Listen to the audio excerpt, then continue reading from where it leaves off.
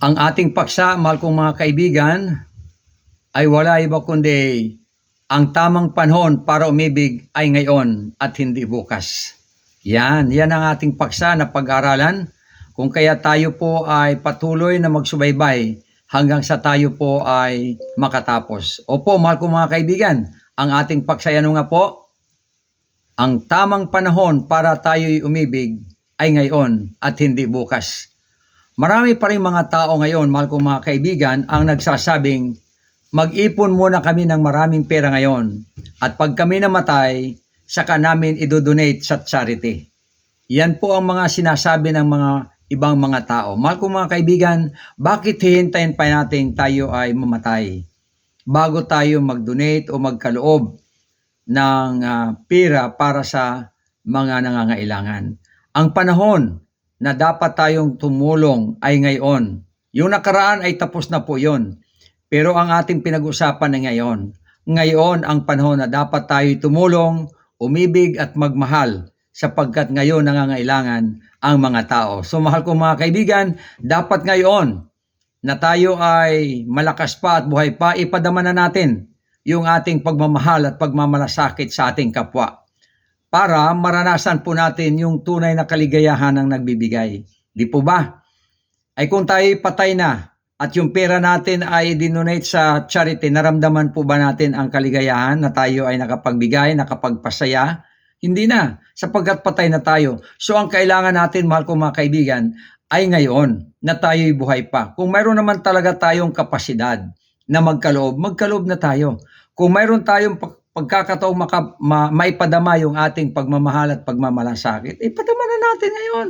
Hindi na dapat intayin natin tayo ay patay na o may sakit na. Hindi. Ang mga taong, may mga taong ang passion ay talagang magbigay, magtulong.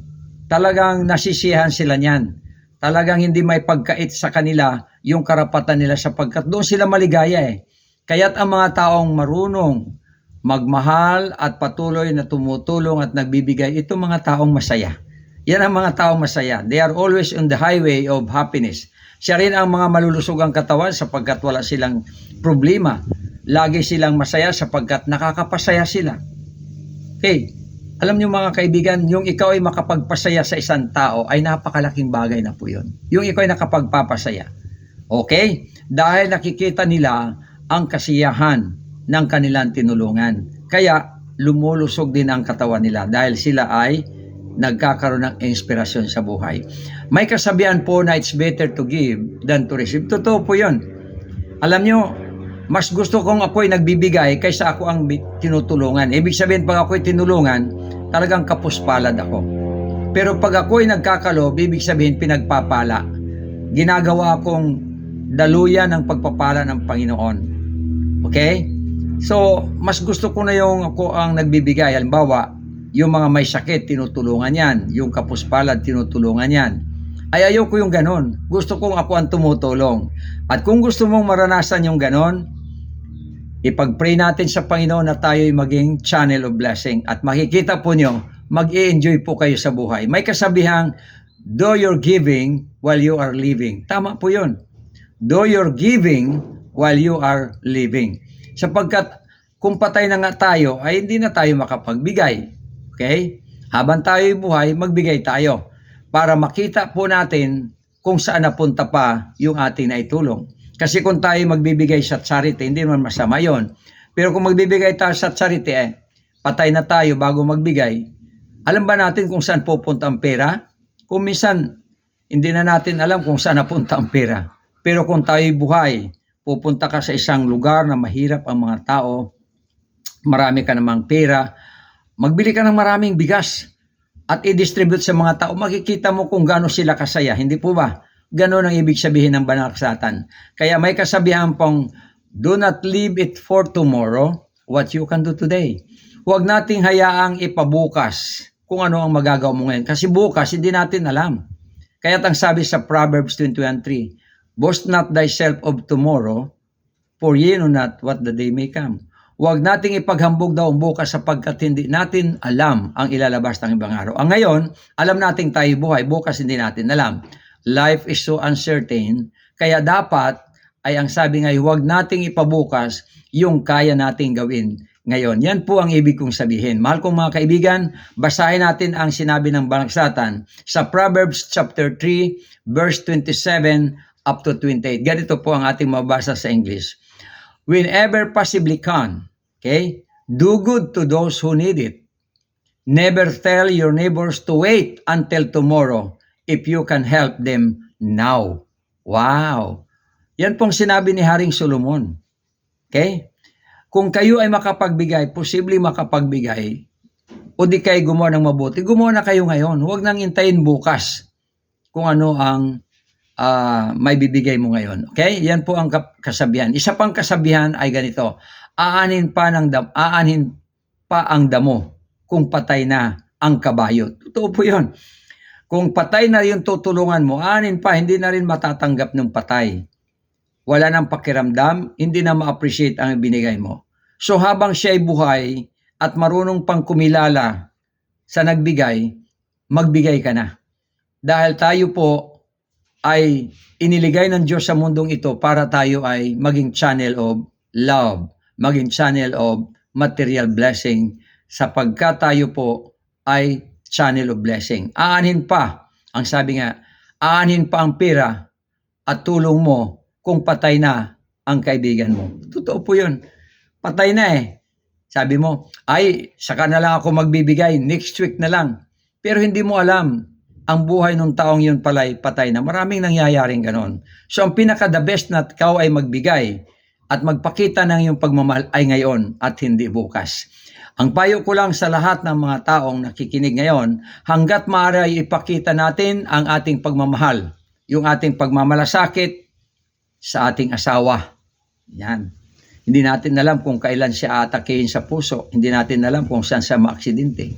Ipakita rin ang ating pagmamahal sa ating mga anak, sa ating kapatid, sa ating kaibigan, sa ating kapwa, habang sila ay buhay pa, sapagkat hindi natin alam ang ilalabas ng ibang araw, sabi ni Haring Solomon. So mahal ko mga kaibigan, makakarinig tayo ng matatamis na thank you kapag tayo ay nagbigay. Tama? Marinig mo lang sa ring, maraming salamat po. Nakaganon pa ang kamay, maraming salamat po. Di ba ang saya-saya mo sapagkat tayo nakapagkaloob?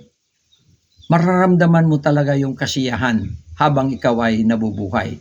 So, alam niyo mga kaibigan, tayong lahat ay katiwala lamang ng Panginoon Diyos. Hindi tayong may-ari. Tayo ay katiwala lamang ng kayamanan at ng buhay. Lumabas kang walang dala sa mundong ito, ikaw ay uuwi sa alabok, wala ka rin dala kahit peso. Maniwala po kayo. Yung bankbook ninyo, walang silbi pagpatay ka na. Yung iyong titulo, wala na ring silbi.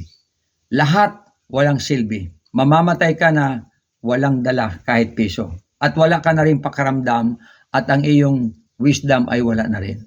So ang pinaka the best ay ngayon ang pagmamahal ay iukol na natin sa karapat dapat. May mga bagay na pwedeng ipagpaliban. Totoo po yun, maraming maipagpaliban. Pero ang hindi natin maipagpaliban, mahal kong mga kapatid, ay pag-ibig. Tandaan ko po yun, tandaan din po ninyo. Maraming bagay ang pwedeng ipagpaliban natin. Pwedeng bukas, pwedeng next year. Pero ang pag-ibig, hindi pwedeng ipagpaliban. Bakit? Sapagkat life is so uncertain. Ang buhay ay walang kasiguruhan. Hindi natin alam kung kailan pipitasin tayo ng kaaway, pipitasin ng kamatayan. Ang pinaka-the best time for love is now. Habang tayo ay buhay pa. Hindi mo maipapadama ang iyong pag-ibig sa iyong magulang, sa iyong mga anak, sa iyong kaibigan, sa iyong kapwa kung patay ka na. Okay? Or sila ay patay na rin. Okay? Kaya ngayon, ang sabi nga ay ngayon ang tamang panahon para tayo'y umibig, tumulong sa ating kapwa at hindi bukas. Alam po ba niyo kung bakit inilagay ng Diyos tayo sa mundong ito? Dahil mayroon tayong mga taong nakapaligid sa atin at tayo ang magiging channel, daluyan ng pagpapala ng Diyos. Kasi hindi naman tayong may-ari eh. Tayo ay daluyan lamang. At gusto ng Panginoon na makita tayo mabuting katiwala na pag tayo'y pinagpala, isi-share natin sa kapwa. And we will have a very happy world na nagmamahalan. Okay? Nagmamahalan. Alam po ba niyo kung bakit natuto tayong umibig? Okay? Dahil may tao sa paligid natin na naghihintay ng ating pag-ibig. Yan po. Kaya tayo iniligay ng Diyos sa mundong ito na may pag-ibig dahil marami nating iibigin ang ating kapwa. At ang ating mga anak, ating magulang, ang ating mga kaibigan. May dalawang relasyon lang po sa mundong ito na dapat nating malalaman. Ang dalawang relasyon ay relasyong vertical. Vertical, pataas po, pataas. Relation between God and man, between you and your God. That is vertical relationship. At yun namang horizontal relationship ay yung sa paligid natin. Ito yung relasyon natin sa ating kapwa, itong relasyon natin sa ating kaibigan, sa ating asawa at sa ating mga anak. So dalawa lamang, vertical relationship, horizontal relationship. Tayo po ay binigyan ng Diyos ng pag-ibig para i-apply natin sa vertical relationship at horizontal relationship. So mahal kong mga kaibigan, ang kapital natin dito ay pag-ibig.